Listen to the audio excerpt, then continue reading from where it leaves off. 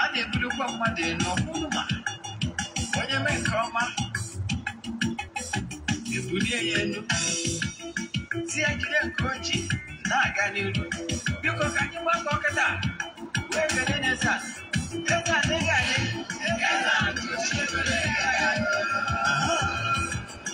Eze-Ana Ugochi tubelu nwoke ọma na oraifite ị ga-adị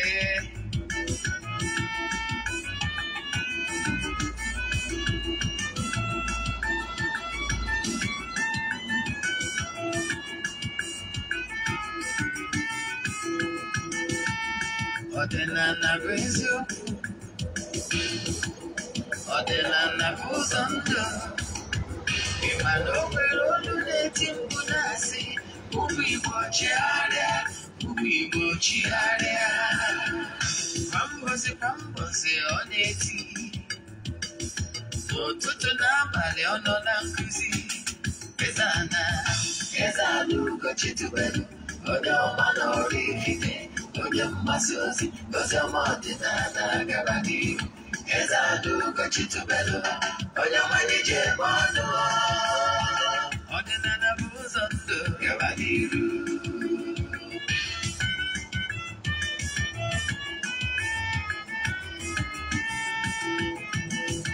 Eze-Ana Ugochi tubelu onye ọma na oraifite onye mgbasa ozi ọma ọdịnala gaba n'ihu Eze-Ana Ugochi tubelu onye ọmanye ji eme ọnụ ọdịnala bụ ụzọ ndụ gaba n'ihu Eze-Ana ga-adị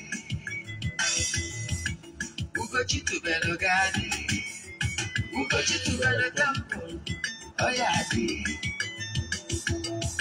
maka na eziokwu anwa chacha ndị ụka erighị anyị front and back ndị ọcha eri anyị front and back fọdụ asị kara aka gwọrọ ụmụ Igbo si anyị rapụ nke anyị na nke fa ka mma bụrụ Baịbụl bịa akwụkwọ akụkọ efekwa chọọchị fa obodo ụka abịakwa mana Ugochi tubelu ekweghị ekwe Eze-Ana si na ọma mme ọdịnala ama nkwụ chacha oge ọbụla ọ na-eti ọ nọ na nkụzi Chukwu abịama gbaa ume ọdịnala ya dị Eze-Ana Ugochi tubelu onye ọma na oraifite onye mgbasa ozi ọma ọdịnala gaba n'ihu Eze-Ana Ugochi tubelu onye ọmanye ji eme ọnụ ọdịnala bụ ụzọ ndụ gaba n'ihu Eze-Ana Ugochi tubelu onye ọma na oraifite onye mgbasa ozi ọma ọdịnala gaba n'ihu ụtụtụ ọma na ụmụ ọdịnala Igbo abịakwa m n'oge awa nke eziokwu nke ọ bụ m nwa Ogbuefi Eze-Ana Ugochi tubelu na-anọ n'isi ya oge anyị ji awa eziokwu niile agba abụ m onye isi nchụaja na Ugochi tubelu ọdịnala temple nke dị na oraifite na Anambra steeti anyị na-agba afa miri emi lụkwazi ọrụ mmụọ dị iche iche abụkwazị m onye isi nchụaja na ọdịnala restoration prayer ministry nke anyị na-eweta every Wednesday because anyị na-ekwubi okwu n'isi ndị enyi anyị friends of the temple na ndị niile anyị na-alụ ọrụ mmụọ dị iche iche all over the world and ụmụ Igbo dị gbaa gburugburu ụbọchị Wednesday anyị ga-eme ọdịnala administration abụ onye isi nchụaja abụkwazị m onye mgbasa ozi ọdịnala Igbo my mission is to help people live better life n'ụbọchị taa n'oge awa nke eziokwu isiokwu anyị ji bịa n'ụbọchị taa bụ ihe niile ị kwesịrị ịma gbasara kama kedu ihe bụ kama kedu ka kama si alụ ọrụ kedu ihe mmadụ nwere ike ime ka ọ gbanahụ ngalaba n'afọ maka nkewa azụ they're like disciplinary sector in natural laws. Nke mbụ na-ekwuola m ya sị gị na the earthly governance is prototype of what is happening in the spiritual realm. Na Chukwu okike ka o kechala ụwa enwekwara ngalaba na-afụ maka maintain law and order. Anya ka ikwesịrị ma nya bụ isiokwu anyị. Mana before anyị gaa n'iru na nkụzi taa, ọkwa dị mkpa anyị ga-ama bụ na echefuna na aja anyị na-achụ kwa ọnwa nke ọnwa Ọktoba ga-ebido Ọktoba 5th, 6th, yes 6th as usual.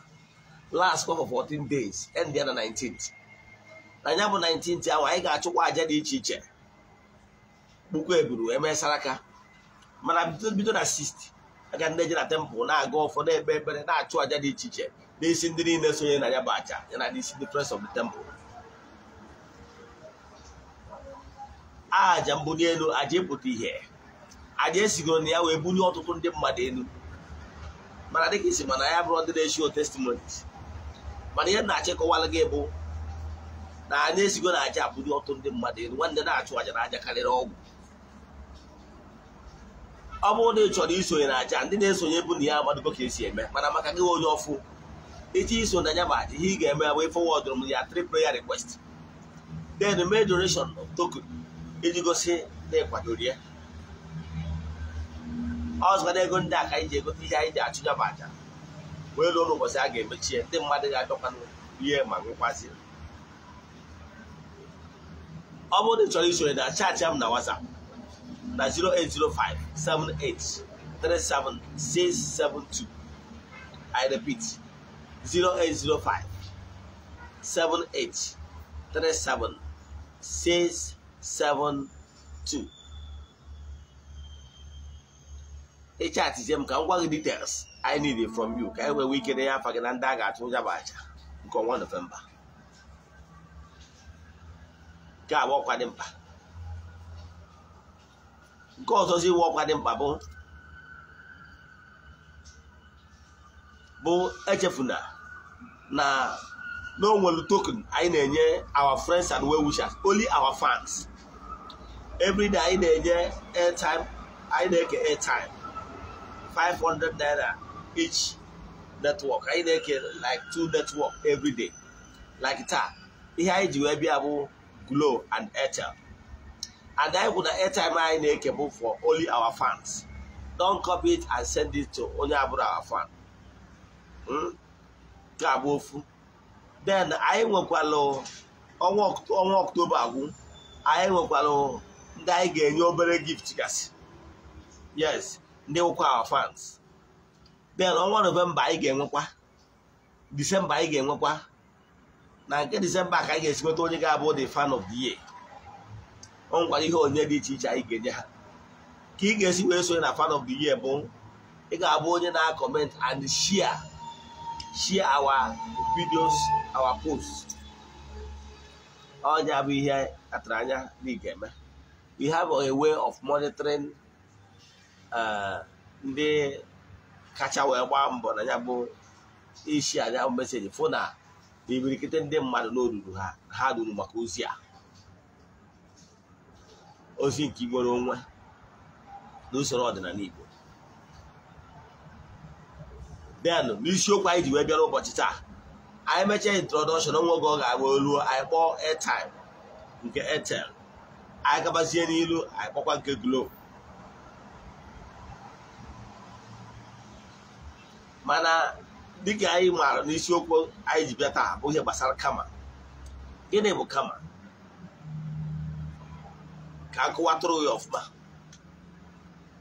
I have made up my time to study most known world religion because of my research. I have read a lot of books. Then I can tell you for sure that no religion on earth na ometa ọdịnala Igbo sorry I will small network challenge but we are back. Ihe anyị ji wee bịa n'ụbọchị taa ekwugo m ya na ọ gbasara kama. Nwee gwa gị na ma study goes many known world religion. I now find out that no single religion is against karma. No more religion of na ekwenyero na mkpụrụ ọbụla onye kụrụ ka ọ ga-aghọrọ. N'ọdịnala Igbo kwenyelụ na n'isi kote ebu ọgba ya. Ọdịnala Igbo kwenyelụ na ma nkụ onye kpara n'ọkọchị na ọnya ka ya aga n'udu mmiri. Ọdịnala Igbo kwenyelụ na nọọ ihe onye kpatara ka ọ yeri. Ọdịnala Igbo kwenyelụ na ọfọ na ogu. Ọdịnala Igbo kwenyere na ihe onye metara nwere isi eburu. Abịa na Christian religion, ihe dị chọọ ka njedebe na these two religion bụ no to these two religion ka ndị Igbo nọkarị na ya. Jee gụọ Galatians 6:7. Ọ sịrị na God can never be mocked. Whatever you sow is what you reap. Ọ na-atụkwa aka na that karma, whatever you sow is what you reap. Ije na akwụkwọ Leviticus bido na 14 gbagotaba ifu ebe Chukwu Okike na-ekwu na ancient book na-ekwu sị na mkpụrụ obi ọbụla onye ọbụla mehiere mee ihe ọjọọ na ya ga-ejikwa ajọ omume na ya ga-ejikwa ntaramahụhụ wee so onye bụ onye. Mana na onye ọbụla biri ezigbo ndụ mee ihe dị mma na ọ ga-erikwa uru mkpụrụ ihe ọma o mere. Gịnị bụ kama? Kama mgbe Chukwu Okike kechara ụwa, akọwago m ya ọtụtụ oge, Chukwu Okike kechara ụwa wee nọ na his throne, then wee kezie the entities of powers, ndanjere ya agbọrọ ndanjere nke Chukwu, the natural forces, ndị ọ bụ ọrụ ha bụ man take care of the entire creation. All the elements are in charge solely for the purpose of taking charge in entire creation, including man. Wee gwa gị na earthly governance bụ prototype of what is happening in the spiritual to maintain law and order. Wee gwa gị na if you live a good life that is worthy of emulation, and build what I call personal relation, PR, with the forces of nature and natural laws, believe in me, you will never run into troubles. You will never receive what I call spiritual powers of Brulala. We human beings naturally run into challenges of life for the simple reason we, out of our own ignorance or selfishness, we are running into challenges of life because we refuse to do the needful. Echefuna na nekuna Hosea 4:6. My people are suffering because of ignorance, because of lack of knowledge and vision. I can tell you that majority of man's problem and challenges of life is caused by man. Let me cite another example from the Bible. There is a man called Paul of Tarsus. This man was a known figure in Christian history. He goes about committing murder, killing people in the name of defending his faith. But murder is murder. And if anywhere there is murder, there must be adequate punishment and method that follows murder.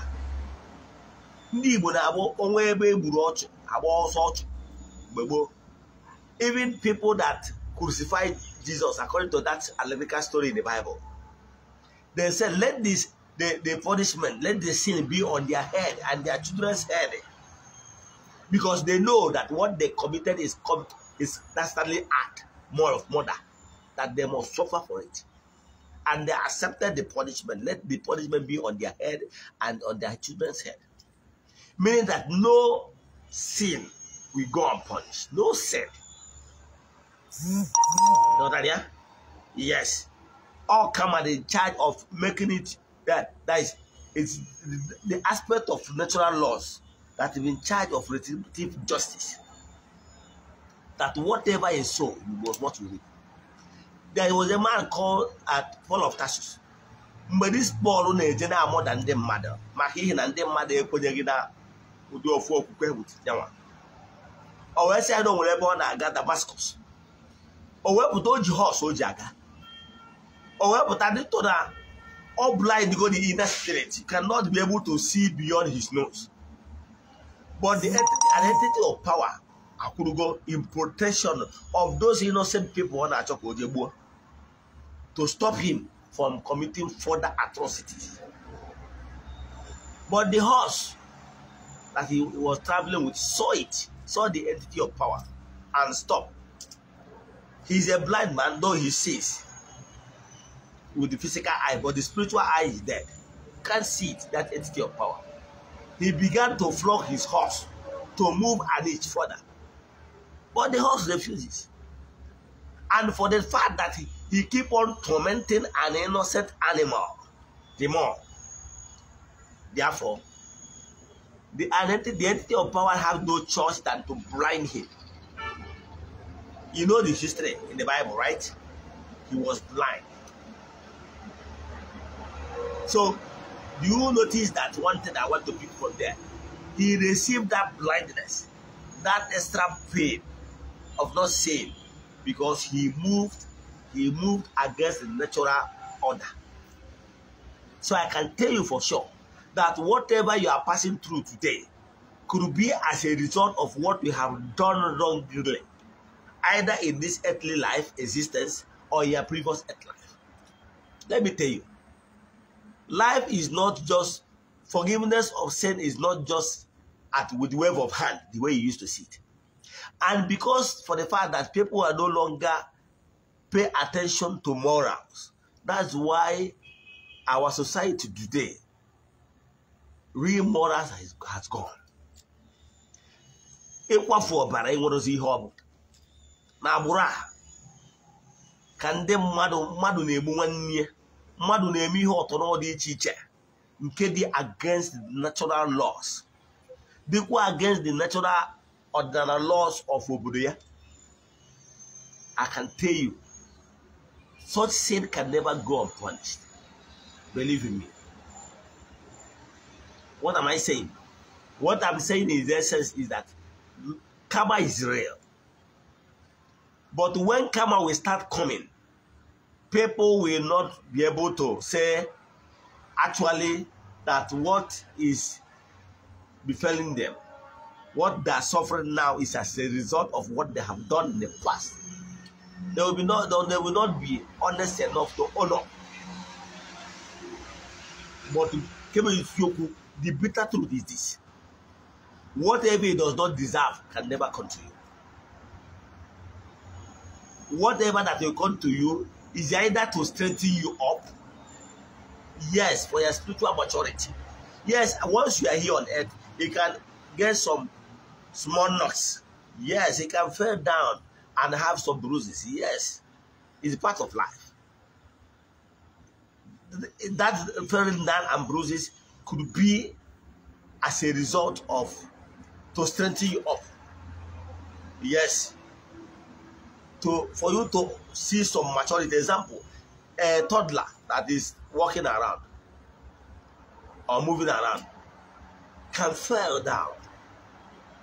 Yes, and receive some bruises.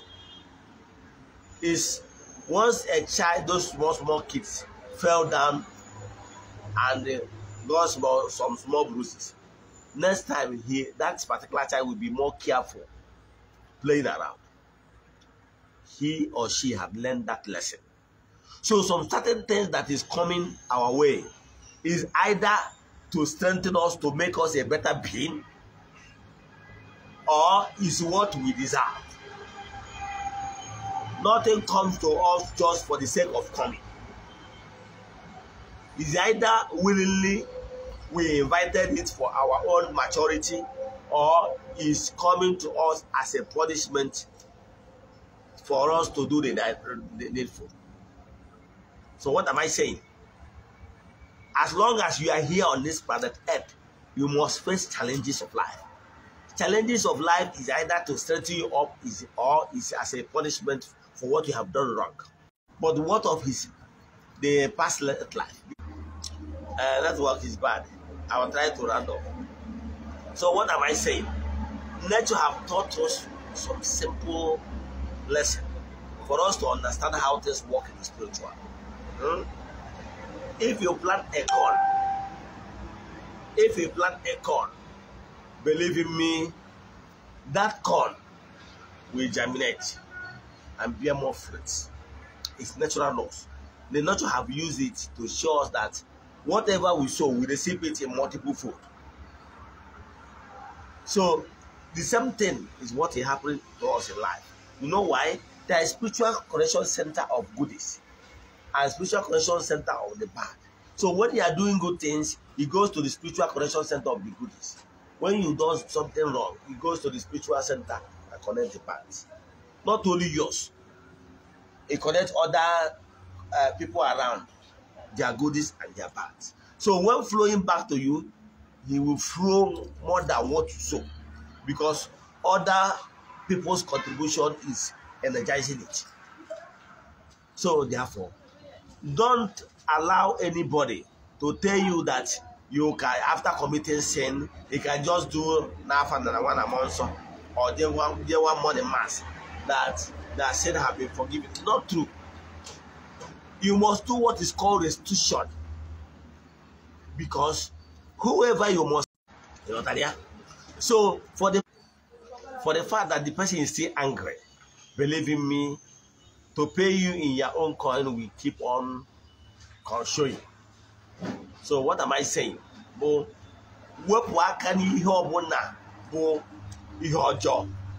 Because he has a way, Karma has a way of returning it back to you. Karma has a way of returning it back to you. That's what I'm telling you. So remove your hand from anything that is evil, because it will not help you. It will not help you. Whatever you sow is what you reap. Go and read it, Galatians 6:7. God can never be mocked. Whatever you sow is what you reap. Sometimes what you have done wrongly might be hurting you. By so deep, you will be suffering. And sometimes also without doing restitution, you will keep on suffering. So what am I saying in essence is this: make sure you live a good life. Yes, nobody is perfect, but never you intentionally decide to hurt anybody, because karma. Do you know earthly prototype? Government has agency of government that is in charge of discipline any defaulter of natural law, of the state law. The same thing, they have law safety that is in charge of discipline you if you are a road, if you commit any default on road using. Now, the same thing in case in where agents of government that is in charge of disciplining you. Do you get? It was a case in the spiritual agents, spiritual entities that is in charge of disciplining you spiritual wise. You got that? He might decide to kill somebody. Nobody sees you. Yes. But believe in me, in the world of spirit, you will never go scot-free. And whatever you do that is wrong will keep on tormenting you and tormenting your existence. It might even affect your own family. That time, Rich, you will start looking for the bed that will do sacrifice or pastor that will pray you out. It's not easy the way you see. You look at it. Sometimes after you need to perform so many, undergo so many punishments, so many restrictions, so many things in order to wipe it. It's not easy. maka na onye na chi apụ ya dị akwa eziokwu. So run away from anything that will inflict pain, spiritual pain on others, because he has a way of coming back. Because the natural law will make it possible that you must repeat. Mark my word. Make sure you are not sitting on other people's destiny. Make sure you are not stepping on people's toes intentionally in order to hurt them. Because whatever you sow is what you reap. Can I borrow the church card I do earlier? Because network are not friendly today. Yes, I got both the Airtel and Glo airtime. I will begin with airtime. Airtel 07 46 02 29 92 65 37 21. I repeat 07 46 02 29 92 65 37 21. Let me call for the last time. 07 46 02 29 92 65 37 21. That is Airtel airtime. Let me call Glo airtime. 31 38 23 94 43 23 103. Let me call again. 31 38 23 94 43 23 103. Let me call the Glo for the last time. 31 38 23 94 43 23 103. That is two Airtel, two cards we have today. MTN, Glo and Airtel, 500 naira each. Remember, it's only my fan. Obro network in a use. Please leave it. People will say watch this video in later today. People will say watch it in YouTube later today. If you are using MTN, tomorrow we'll call MTN. Now, all over the world that watch under the influence of our voice. Okwu adago. Mee ka okwu abanye n'ime ndị mmadụ ka ndị mmadụ wepụ aka n'ihe ọbụla bụ ihe ga-agba ha ụgwọ na mgbe na-adịghị anya. Ekwubie m okwu ka ha rabụ ndị niile si n'ezi obi na ezi asụsụ wee nwee mgbanwe n'ime obi ha maka ihi mpụ na ọtọ ha megoro n'oge gara aga. N'aha Chukwu Okike nke pụrụ ime ihe niile dịka onye nchụaja, I plead on their behalf. Let them receive total forgiveness. Let whatever they have lost because of whatever their lifestyle in the past, dịka ọ na-ewute ha n'ọnọdụ a na akparamagwa ọjọọ ha kpara in the past, may they receive blessing. May they receive total forgiveness. May the anger of the entities of power that is in charge of karma reduce upon their life. Let their sacrifice for penance, their sacrifice for forgiveness be acceptable. N'aha Chukwu Okike nke pụrụ ime ihe niile, onye ike niile si n'aka ya bịa. Ọ bụrụ na o nwere ajụjụ ị nwere na nkụzi taa, ma ọ bụ na ịchọ ka a gbara gị afa mmiri emi, send them message na WhatsApp 0805 78 37 672. I repeat 0805 78 37 672.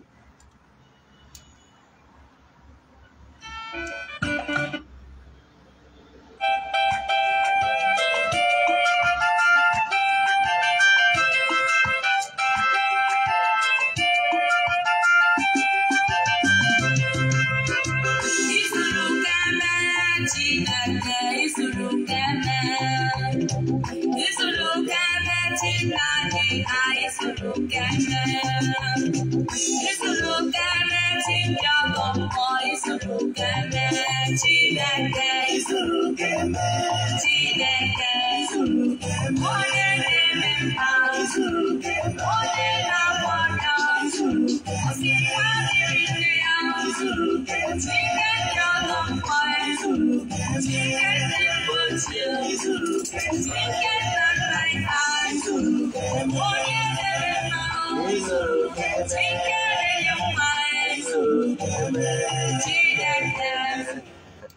ka anyị dọbiri etu a ọ ga-adịkwa n'ụdị oge a echi niile bụ Thursday by 9 AM ya gazienụ n'ọfọ.